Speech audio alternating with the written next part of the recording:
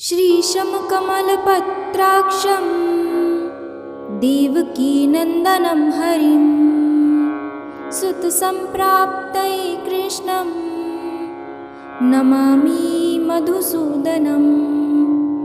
नमाम्यहं वासुदेवं सुतसम्प्राप्तये हरिं यशोदां कगतं बालं गोपालं नन्दनन्दनम् अस्माकं पुत्रलाभाय गोविन्दं मुनिवन्दितं।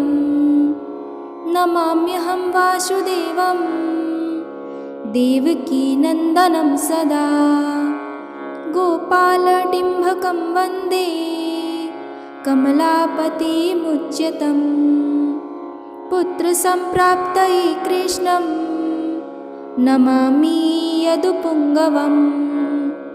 पुत्रकामेष्टिफलदं कञ्जाक्षं कमलापतिं देवकीनन्दनं वन्दे सुतसम्प्राप्तये मम।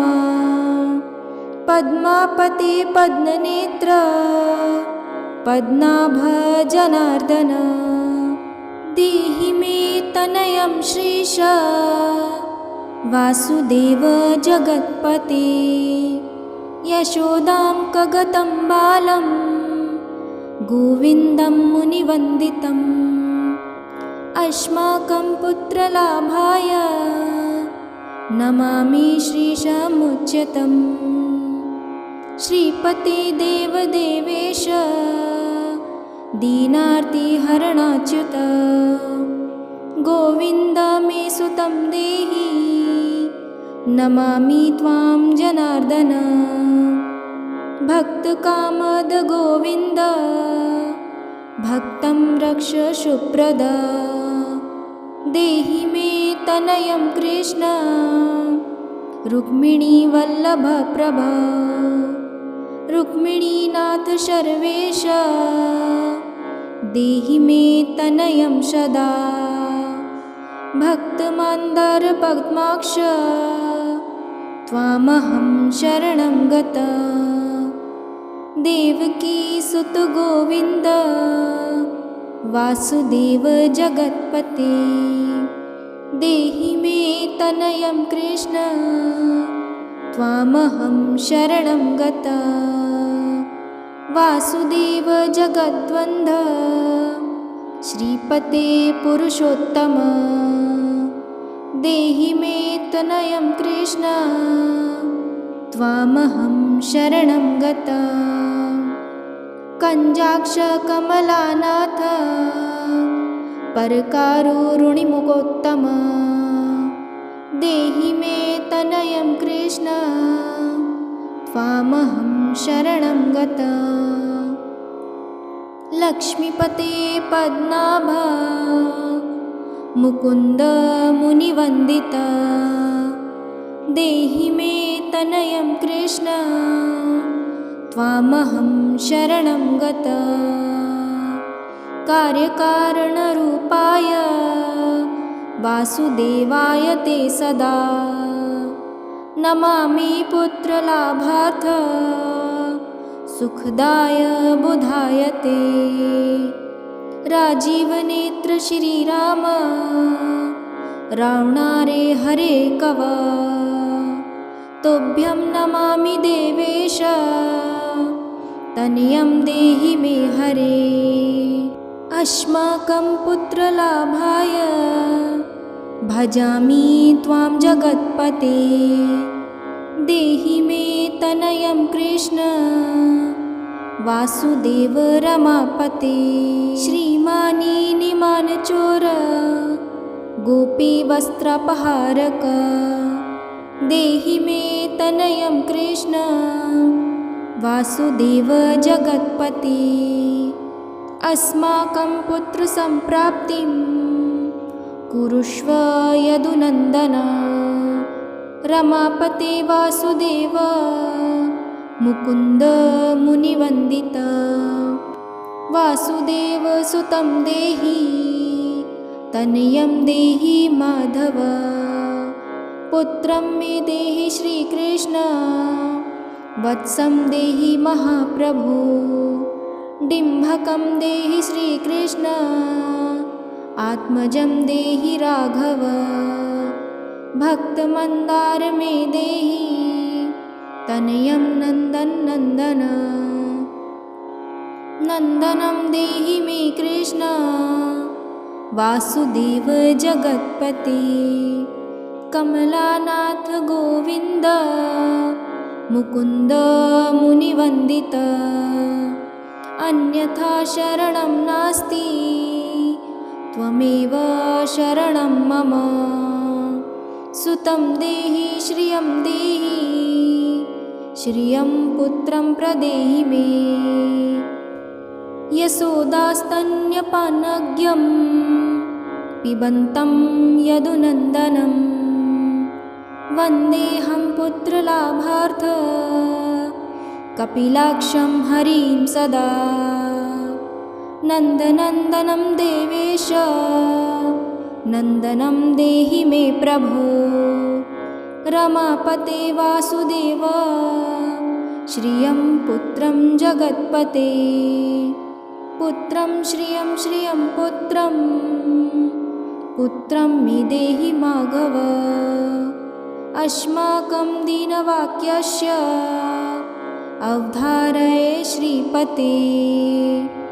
गोपाल डिम्भ गोविन्द, वासुदेव रमापते, अस्माकं डिम्भकं देहि, श्रियं देहि जगत्पते, मद्वाञ्छितफलं देहि, देवकी नन्दनाच्युत, मम पुत्रार्थिं धन्यं कुरुष्व यदुनन्दन।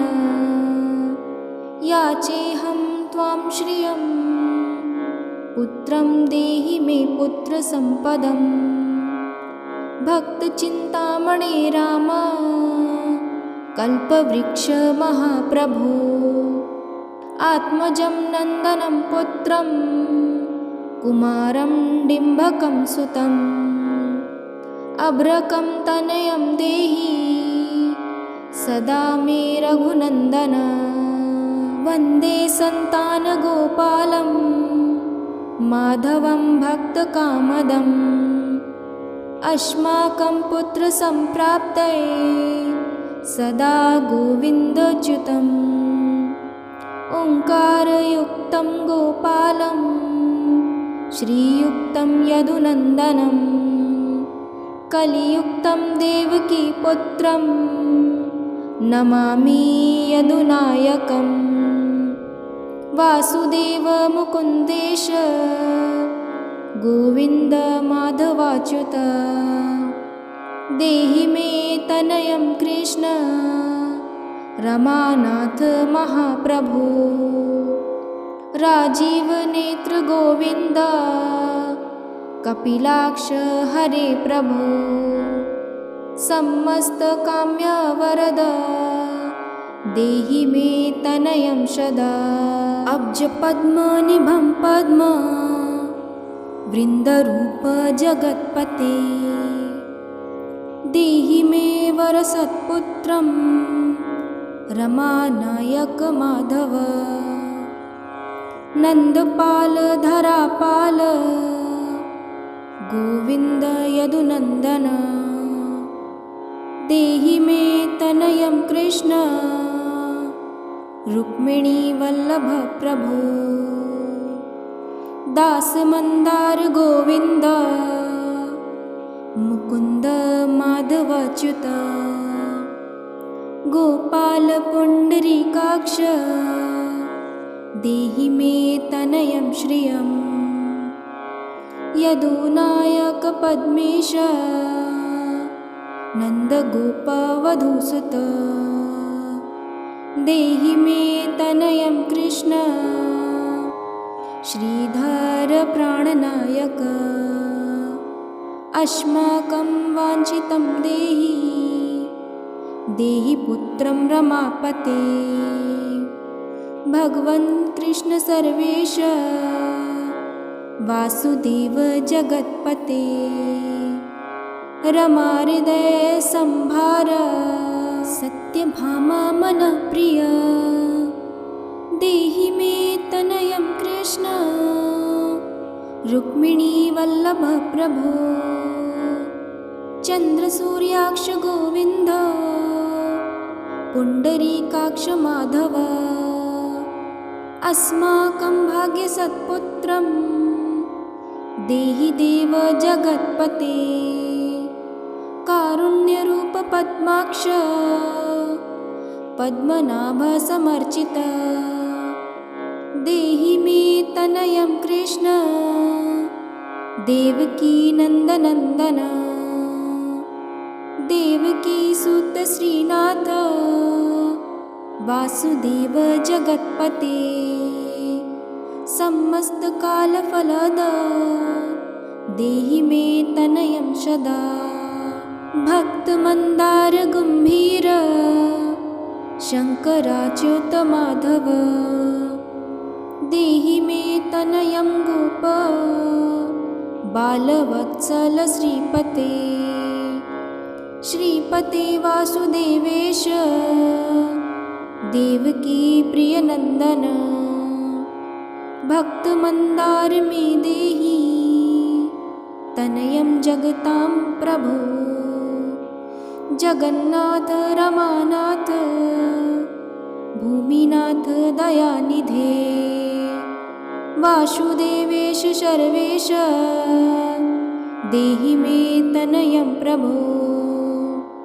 श्रीनाथ कमलपत्राक्ष वासुदेव जगत्पते देहि मे तनयं कृष्ण त्वामहं शरणं गता दासमन्दार गोविन्द भक्तचिन्तामणे प्रभो देहि मे तनयं कृष्ण त्वामहं शरणं गता गोविन्द पुण्डरीकाक्ष रमानाथ महाप्रभो देहि मे तनयं कृष्ण त्वामहं शरणं गता श्रीनाथ कमलपत्राक्ष गोविन्द मधुसूदन मत्पुत्र फलसिद्ध्यर्थ भजामि त्वां जनार्दन स्तन्यं पिबन्तं जननी मुखाम्बुजं विलोक्य मन्दस्मितं मुजवङ्गलाङ्गं स्पर्शन्तमन्यस्तनमङ्गुलिर्भिवन्दे यशोदामुखगतं मुकुन्दम् याचेऽहं पुत्रसन्तानं भवन्तं पद्मलोचन देहि मे तनयं कृष्ण त्वामहं शरणं गता अस्माकं पुत्रसम्पत्ते चिन्तयामि जगत्पते शीघ्रं मे देहि दातव्यं भवता मुनिवन्दिता वासुदेव जगन्नाथ श्रीपते पुरुषोत्तम कुरु मा पुरुदत्तं च कृष्णदेवेन्द्रपूजित कुरु मा पुत्रदत्तं च यशोदा प्रियनन्दन मह्यं च पुत्रसन्तानं दातव्यं भवता हरे वासुदेव जगन्नाथ गोविन्द देवकी सुत देहि मे तनयं राम कौसल्या प्रियनन्दन पद्मपत्राक्ष गोविन्द विष्णुवामन माधव देहि मे तनयं सीता प्राणनायक राघव कंजाक्ष कृष्ण देवेन्द्र मंडित मुनिवंदित लक्ष्मणाग्रज श्रीराम देहि मे तनयं सदा। देहि मे तनयं राम दशरथ प्रियनन्दन। सीतानायक कंजाक्ष मुचुकुंद वरप्रद। विभीषणस्याया लङ्का प्रदत्ता भवता पुरा। अस्माकं तत्प्रकारेण तनयं देहि माधव। भवदीयपदाम्भोजे चिन्तयामि निरन्तरम्। देहि मे तनयं सीता प्राणवल्लभ राघव। रामत्काम्य वरद पुत्रोत्पत्तिफलप्रद। देहि मे तनयं श्रीश कमलासनवन्दित। राम राघव सीतेश लक्ष्मणानुज देहि मे। भाग्यवत्पुत्र सन्तानं दशरथात्मज श्रीपते।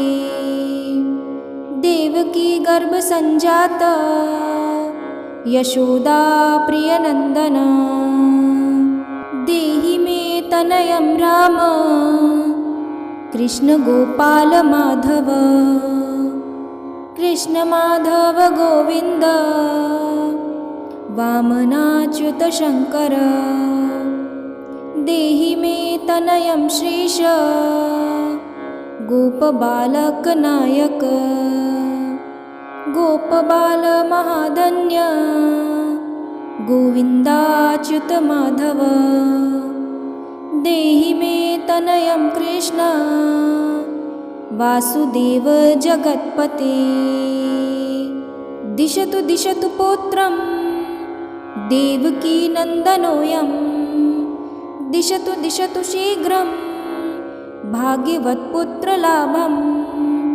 दिशति दिशतु श्रीशो राघवो रामचन्द्रो। दिशतु दिशतु पुत्रं वंशविस्तारहेतो। दीयतां वासुदेवेन तनयो मत्प्रियसुता। कुमारो नन्दन सीता नायकेन सदा मम। राम राघव गोविन्द देवकी सुत माधव। देहि मे तनयं श्रीश गोपबालक नायक। वंशविस्तारकं पुत्रं देहि मे मधुसूदनं। सुतं देहि सुतं देहि त्वामहं शरणं गता। ममाभीष्टसुतं देहि कंसारे माधवाच्युत। सुतं देहि सुतं देहि त्वामहं शरणं गता। चन्द्रार्ककल्पपर्यन्तं तनयं देहि माधव। सुतं देहि सुतं देहि त्वामहं शरणं गता। विद्यावन्तं बुद्धिमन्तं श्रीमन्तं तनयं सदा। देहि मे तनयं कृष्ण देवकी नन्दनं प्रभो। नमामि त्वां पद्नेत्र सुतलाभाय कामदं। मुकुन्दं पुण्डरीकाक्षं गोविन्दं मधुसूदनं। भगवान् कृष्ण गोविन्द सर्वकामफलप्रद।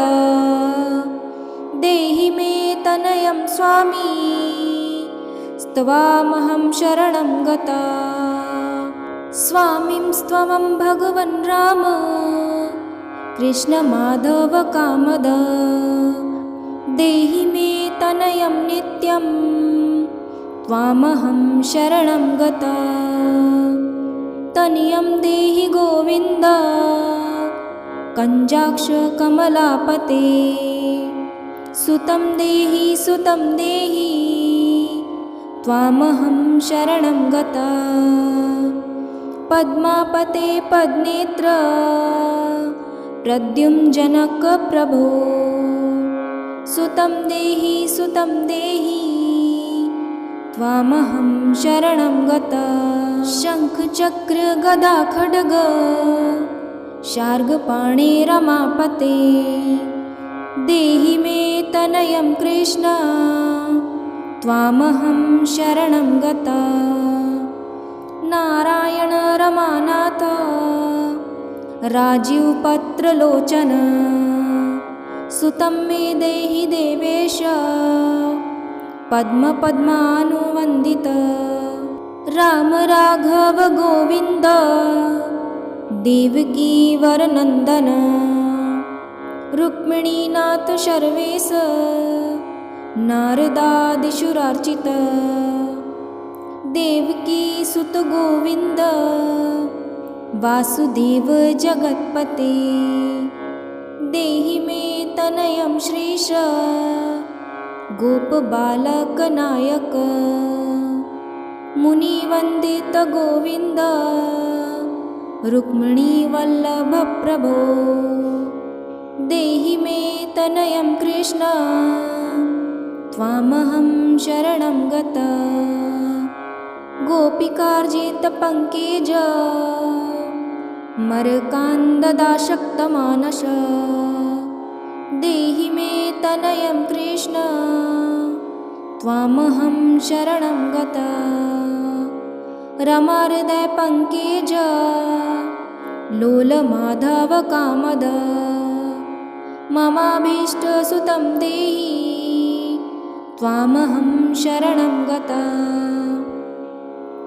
वासुदेव रमानाथ दासानां मङ्गलप्रद देहि मे तनयं कृष्ण त्वामहं शरणं गता। कल्याणप्रद गोविन्द मुरारे मुनिवन्दित देहि मे तनयं कृष्ण त्वामहं शरणं गता। पुत्रप्रद मुकुन्देश रुक्मिणीवल्लभ प्रभो देहि मे तनयं कृष्ण त्वामहं शरणं गता। पुण्डरीकाक्ष गोविन्द वासुदेव जगत्पते देहि मे तनयं कृष्ण त्वामहं शरणं गता। दयानिधे वासुदेव मुकुन्द मुनिवन्दित देहि मे तनयं कृष्ण त्वामहं शरणं गता। पुत्रसम्पत्प्रदातारं गोविन्दं देवपूजितं वन्दामहे सदा कृष्णं पुत्रलाभप्रदायिनं। कारुण्यनिधये गोपी वल्लभाय मुरारये नमस्ते पुत्रलाभार्थ देहि मे तनयं विभो। नमस्तस्मै रमेशाय रुक्मिणीवल्लभाय ते देहि मे तनयं श्रीश गोपबालकनायक। नमस्ते वासुदेवाय नित्यश्रीकामुकाय च पुत्रदाय च सर्पेन्द्र शायिने रङ्गशायिने। रङ्गशायिन रमानाथ मङ्गलप्रद माधव देहि मे तनयं श्रीश गोपबालकनायक। दासस्य मे सुतं देहि दीनमन्दार राघव सुतं देहि पुत्रं देहि रमापते। यशोदातनयाभीष्ट पुत्रदानरतः सदा देहि मे तनयं कृष्ण त्वामहं शरणं गता। मदिष्टदेव गोविन्द वासुदेव जनार्दन देहि मे तनयं कृष्ण त्वामहं शरणं गता। नीतिमान् धनवान् पुत्रो विद्यावांश्च प्रजायते भगवंस्तवत्कृपायाक्ष वासुदेवेन्द्रपूजितः। यः पठेत् पुत्रशतकं सोऽपि सत्पुत्रवान् भवेत्। श्रीवासुदेवकथितं स्तोत्रं रत्नं सुखाय च। जपकाले पठे नित्यं पुत्रलाभं धनं श्रियम् ऐश्वर्यराजसम्मानं सधो याति न शयान्। इति सन्तानगोपालस्तोत्रं सम्पूर्णम्।